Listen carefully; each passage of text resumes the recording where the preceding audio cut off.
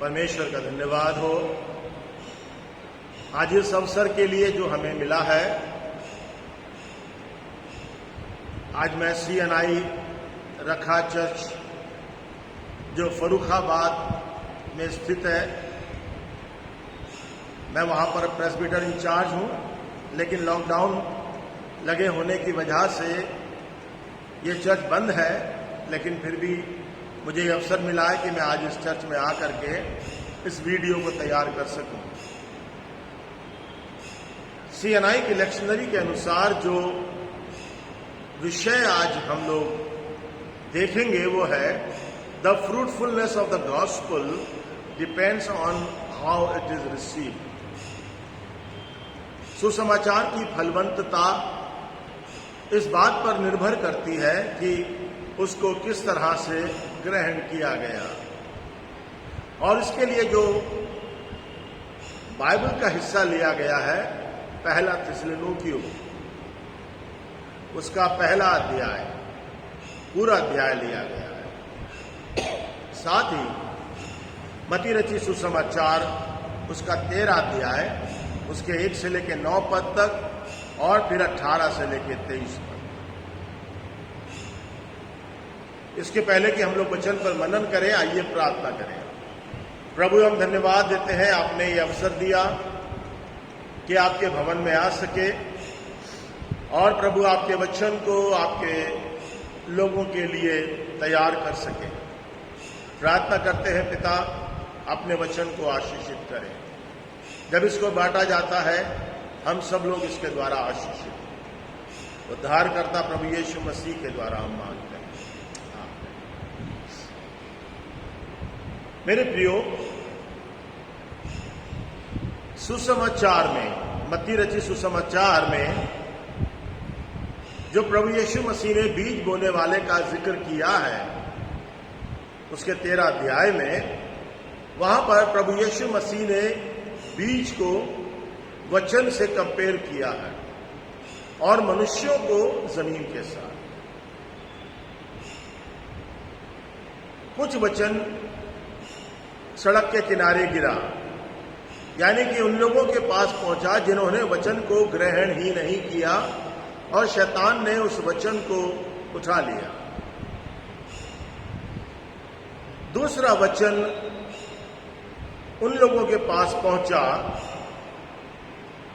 जो पथरीली भूमि के समान लोग थे, जिन्होंने उसको हर्ष के साथ तो ग्रहण किया, लेकिन जड़ें गहरी ना होने के कारण वो वचन सूख गया।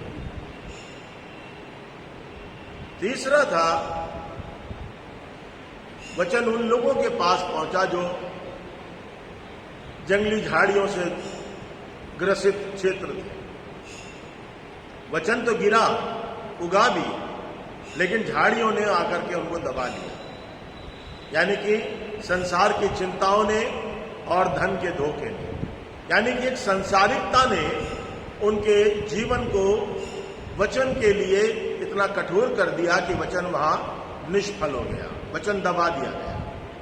लेकिन चौथी वो जमीन है जहां पर परमेश्वर का वचन बहुतायत से फलवंत हुआ, 100 गुना, 60 गुना और 30 गुना।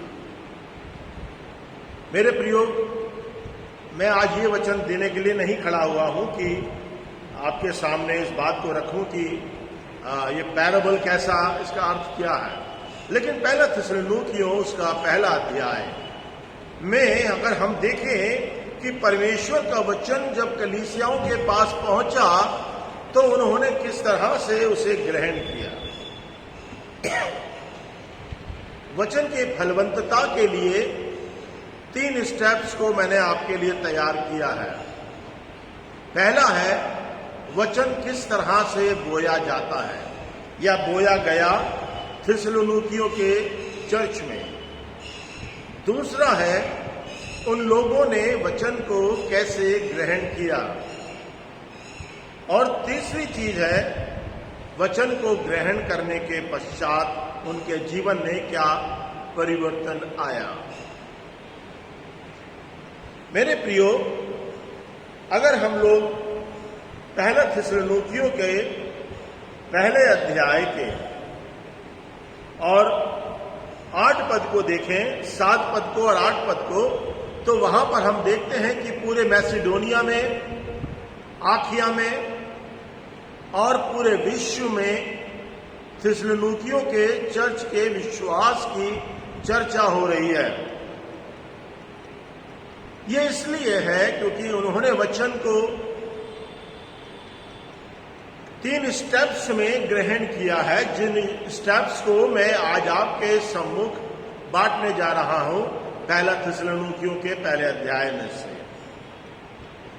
और पहली जो बात है कि वचन किस तरह से बोया गया। अगर हम लोग वचन 5 देखें, 5वीं आयत, पहला थिस्सलुनीकियों के पहले अध्याय की 5वीं आयत, वहां लिखा हुआ है, क्योंकि हमारा सुसमाचार तुम्हारे पास न केवल शब्दों में परंतु सामर्थ में, पवित्र आत्मा में और पूर्ण निष्ठा के साथ भी पहुंचा। खाली पौलुस वचनों के द्वारा ही वचन का प्रचार नहीं कर रहा है।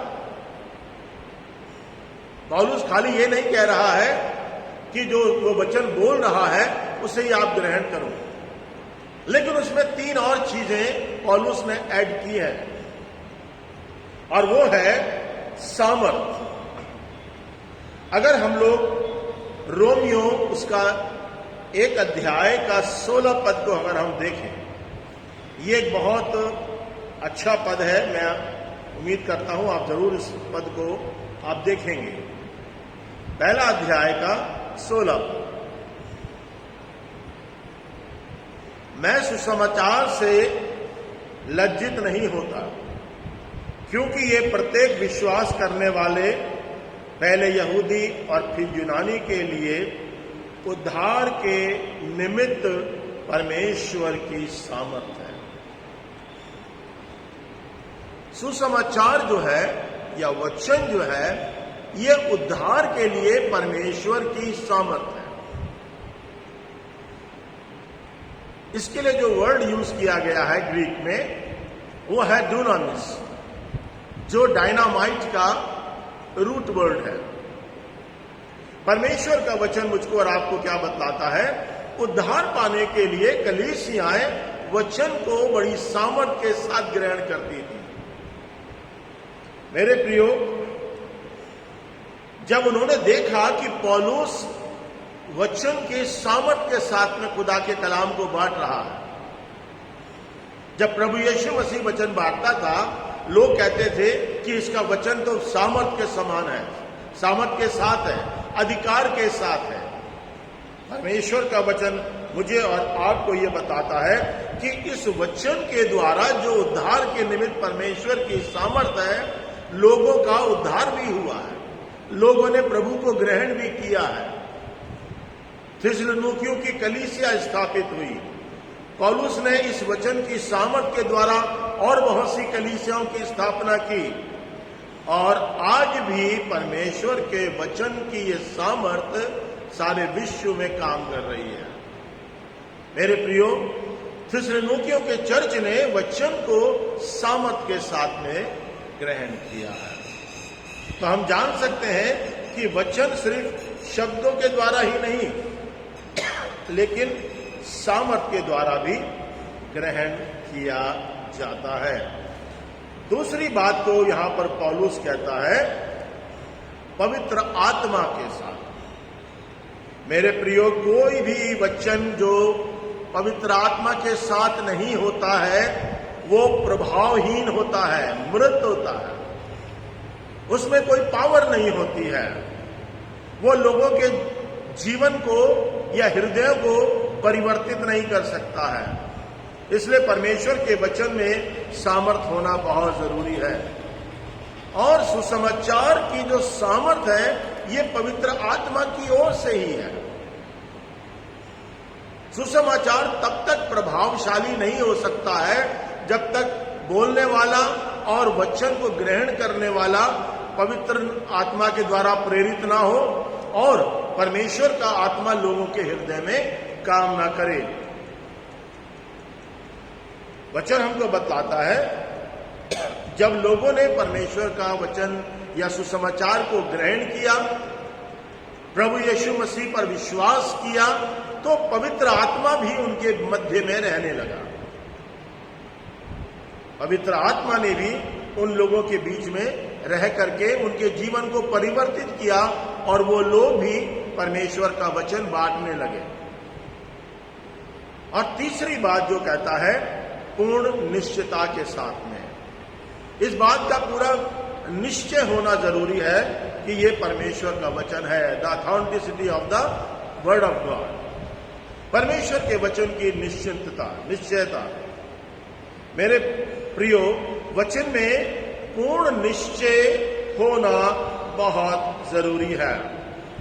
इसकी ऑथेंटिसिटी जो है वो जरूर हमारे सम्मुख होनी चाहिए कि क्या ये वचन परमेश्वर का वचन है कि नहीं है, बोलने वाले के जीवन में क्या काम किया है इसने, और किस तरह से परमेश्वर का वचन हर एक जीवन को परिवर्तित कर रहा है। एक अधिकार इसके अंदर है कि नहीं है।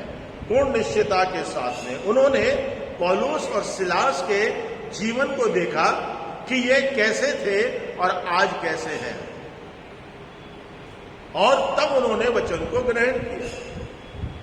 पूर्ण निश्चय, पूरी तरह से कन्फर्म होने के बाद उन्होंने परमेश्वर के वचन को ग्रहण किया। तो मेरे प्रियो, हमें पूर्ण रूप से निश्चित होना चाहिए कि यह परमेश्वर का वचन है और लोगों के उद्धार के लिए परमेश्वर की सामर्थ्य है।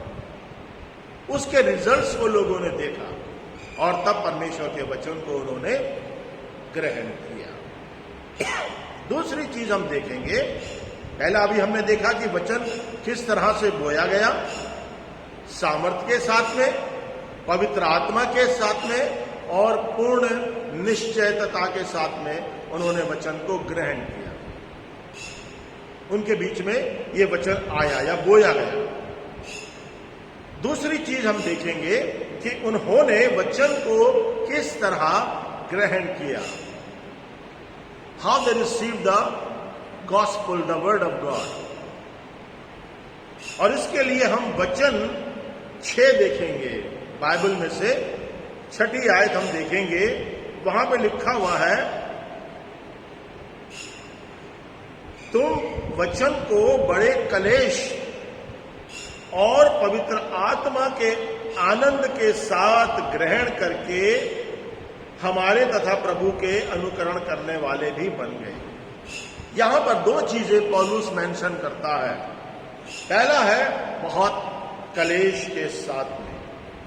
मेरे प्रियो, आज बहुत से मसीही लोग वचन में कलेश नहीं चाहते हैं।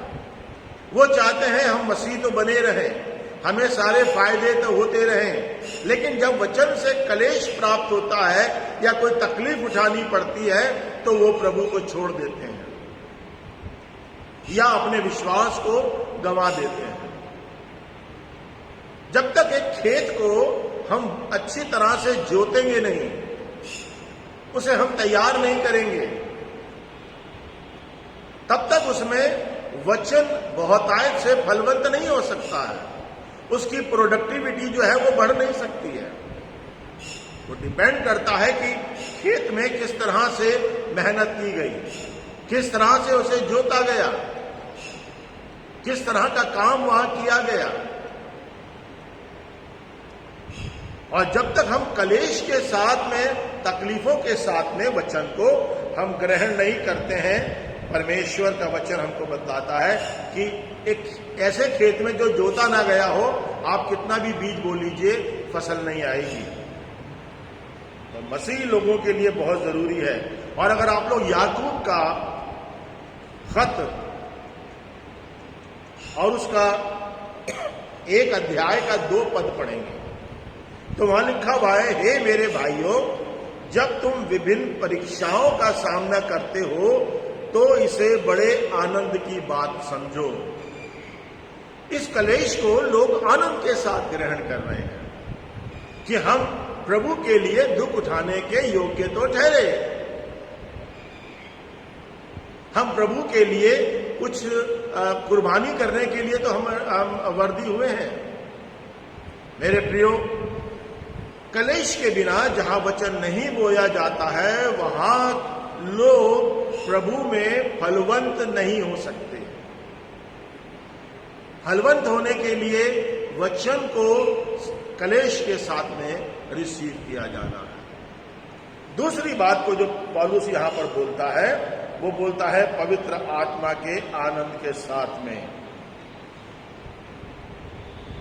पवित्र आत्मा ने अपनी सामर्थ को कलीसिया में दिखलाया।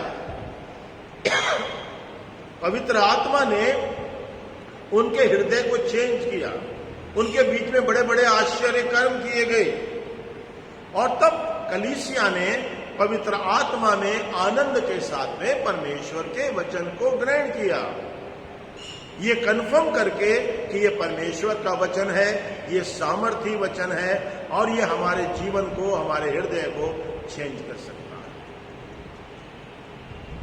तो दूसरी बात हमने देखी कि जो वचन वहां बोया गया उस वचन को उन्होंने कलेश और पवित्र आत्मा के आनंद के साथ में उसे ग्रहण किया। अब तीसरी चीज को जो पौलुस का वचन यहां पर हमको बतलाता है वो बतलाता है कि उन्होंने वचन जब ग्रहण किया तो उनके जीवन में क्या परिवर्तन आया। इसके लिए कुछ आयतें मैं आपके सामने रखूंगा। पहली बात है आयत 3 वचन 3, पहला थिस्सलुनीकियों के पहले अध्याय का 3 पद। हम तुम्हारे विश्वासपूर्ण कार्य, प्रेमपूर्ण परिश्रम और प्रभु यीशु मसीह में तुम्हारी आशा की दृढ़ता। तो 3 चीजें यहां पर पौलुस 5 आयत में कह रहा है। 6ठी आयत में बोलता है तुम प्रभु के अनुकरणीय बन गए हो। और फिर 9 पद में कहता है तुमने मूर्ति पूजा छोड़ दी है और सच्चे परमेश्वर के पीछे चलने लगे। और 10वें पद में कहता है कि तुम अब प्रभु यीशु मसीह के दूसरे आगमन की प्रतीक्षा कर रहे हो। उनके जीवन में ये परिवर्तन आए। पहला परिवर्तन हम देखते हैं विश्वासपूर्ण कार्य।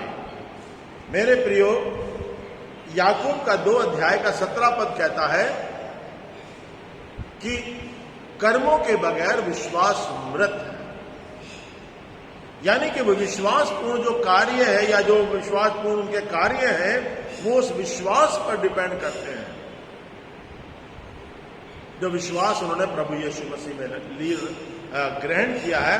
और उस कारण से वो प्रभु यीशु मसीह के द्वारा विश्वास को जो प्राप्त किया है उन्होंने, वो भले कामों के द्वारा या अच्छे कामों के द्वारा या कर्मों के द्वारा वो प्रकट कर रहे हैं। तो पहली बात हम देखते हैं उनके जीवन में विश्वास से पूर्ण कार्य हो रहे हैं। लोग चंगे भी हो रहे हैं, मृतक जिलाए भी जा रहे हैं और बहुत से काम, खास तौर से लोगों का उद्धार, ये सब काम वहां पर विश्वास पूर्ण कार्य वहां पर होने लगे। जब मैं और आप विश्वास में रहते हैं तो विश्वास पूर्ण कार्य हमारी कलीसिया में रोजमर्रा की जिंदगी बन जाती है। दूसरी चीज कहता है यहां पर प्रेम पूर्ण परिश्रम। जिस प्रकार सच्चा विश्वास भले कामों के द्वारा प्रकट होता है, अभी हमने देखा कि सच्चा विश्वास कैसे प्रकट होता है, भले कामों के द्वारा। उसी तरह से सच्चे प्रेम को भी प्रेम पूर्ण परिश्रम के द्वारा और भले कामों के द्वारा प्रकट किया जाता है। अगर हम कहते हैं किसी को हम प्यार करते हैं तो अगर हम उसके लिए कुछ कर नहीं रहे हैं तो हमारा जो प्रेम है वो अपने आप में निष्फल है, बेकार है। प्रेम के लिए एक्शन बहुत जरूरी है। जैसे विश्वास के लिए कर्म है, ऐसे प्रेम के लिए एक्शन बहुत जरूरी है। वचन हमको बताता है कि प्रेम पूर्ण परिश्रम, वो जो प्रेम करते थे उसके द्वारा उनका प्रेम भलाई के रूप में, हेल्प के रूप में और बहुत तरह से उनका प्रेम लोगों के प्रति बढ़ता गया। हम वचन में क्या पढ़ते हैं, पहले कलीसियाओं में लोग अपनी हर चीज बेच करके और प्रेरितों के चरणों में लाते थे ताकि और लोगों की जरूरतें भी पूर्ण हो सके। प्रेम पूर्ण परिचय। तीसरी चीज वो यहां पर क्या कहता है, प्रभु यीशु मसीह में आशा की दृढ़ता। प्रभु यीशु मसीह में जो उनकी आशा है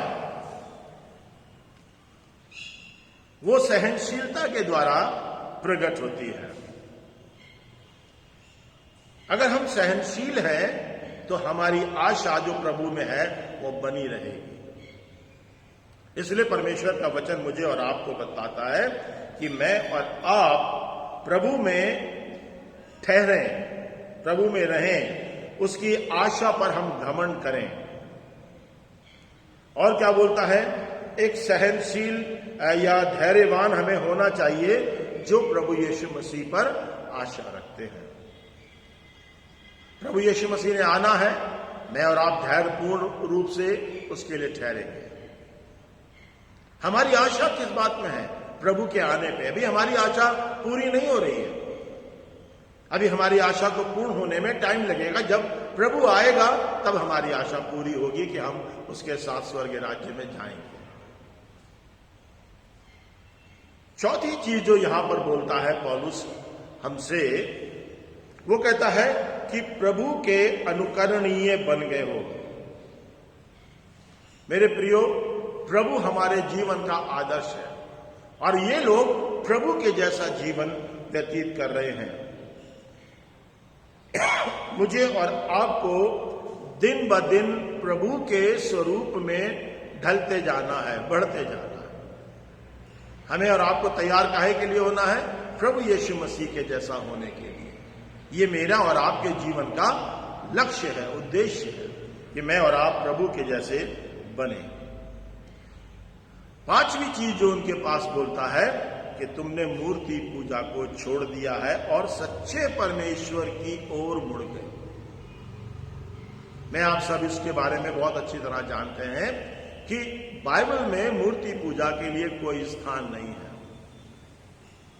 हमें सच्चे परमेश्वर की आराधना और स्तुति करनी है। और इसीलिए परमेश्वर का वचन मुझको और आपको क्या बताता है, इन लोगों में प्रभु को या उसके वचन को ग्रहण करने के बाद जो परिवर्तन आया वो ये आया कि एक तो उन्होंने आशा विश्वासपूर्ण कार्य किए, प्रेमपूर्ण परिश्रम किया, आशा की दृढ़ता पर घमंड किया, प्रभु के जैसा बनने का अनुकरण करने का प्रयास किया और मूर्ति पूजा छोड़ करके प्रभु की तरफ मुड़े। और आखिरी चीज जो वो यहां पर हमको बताता है, प्रभु यीशु के दूसरे आगमन के लिए तैयार हो गए, उसका इंतजार करने लगे। मेरे प्रियो, मसीही लोगों के लिए यह बहुत जरूरी है कि वो प्रभु यीशु मसीह के आगमन के लिए तैयार रहें। थिस्सलुनीकियों की कलीसिया ने इस जीवन में ही प्रभु से प्राप्त करने की कोशिश नहीं की, बल्कि आने वाले युग में, आने वाले समय में भी प्रभु से आशा रखते थे। उनके जीवन में यह परिवर्तन आया। हो सकता है पहले वो मृत्यु के बाद के जीवन की आशा के बारे में ना सोचते हो, लेकिन प्रभु को ग्रहण करने के बाद उनका स्वर्ग लोक के लिए या परमेश्वर के राज्य के लिए उनका विश्वास और आशा दोनों दृढ़ हो गई।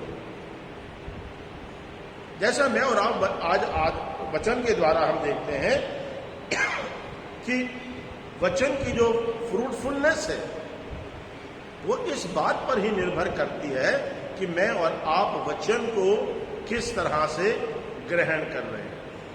मैं और आप वचन को हमने किस तरह से ग्रहण किया, वचन को बोया कैसे गया, वचन को ग्रहण कैसे किया गया, और फिर वचन को ग्रहण करने के बाद मेरे और आपके जीवन में परिवर्तन क्या आए। आज कलीसियाएं वचन को ग्रहण करना चाहती हैं फायदे के लिए। बहुत से लोग हैं वो क्या सोचते हैं, हम ईसाई बन जाएंगे तो हमें बहुत सी प्रॉपर्टी मिल जाएगी, नौकरी मिल जाएगी और बहुत से काम हो जाएंगे। लोग कुछ पाने के लिए प्रभु में आना चाहते हैं, कुछ खोने के लिए नहीं। लेकिन ये कलीसिया ने कलेशों में प्रभु के वचन को ग्रहण किया। आने वाले युग के जो अभी देखा भी नहीं है उसके लिए आशा रख रहे हैं, यानी कि उन चीजों के लिए जो उनके पास नहीं है उन पर आशा रख रहे हैं, क्योंकि खुदा का कलाम उनके जीवन को उद्धार के लिए प्रेरित करता है। मेरे प्रियो, पवित्र आत्मा ने उन सबों के जीवन को परिवर्तित किया। आज पवित्र आत्मा मेरे और आपके जीवन को भी परिवर्तित करना चाहिए। प्रभु चाहता है कि मैं और आप उसके वचन को ग्रहण करें और आशीष प्रभु हमको इस वचन के द्वारा आशीषित करे। आइए हम प्रार्थना करें। हमारे परमेश्वर पिता, हम आपका धन्यवाद देते हैं। आपने ये अवसर हमको दिया है कि हम आपके वचन को ग्रहण करें और इसके अनुसार अपने जीवन को प्रभु आपके साथ व्यतीत करें। जिस तरह से आपके वचन को थिस्सलुनीकियों के चर्च ने ग्रहण किया, प्रभु हम भी उसको ग्रहण करें और उसी के अनुसार प्रभु अपने जीवन को स्टेप बाय स्टेप प्रभु जी फलवंत करते जाए, बढ़ाते जाए, ताकि आपका वचन हमारे जीवन में बहुत आयत से फलवंत हो। क्योंकि अगर हमारे जीवन फलवंत नहीं है तो प्रभु आपका वचन कहता है जो पेड़ फल नहीं लाता है उसे वो काट डालता है। परमेश्वर, हम नहीं चाहते हैं कि हम आपके जजमेंट को फेस करें, बल्कि हम आपसे इनाम चाहते हैं। इसलिए परमेश्वर अपने वचन को हमारे जीवन में बहुत आय से फलवंत हो।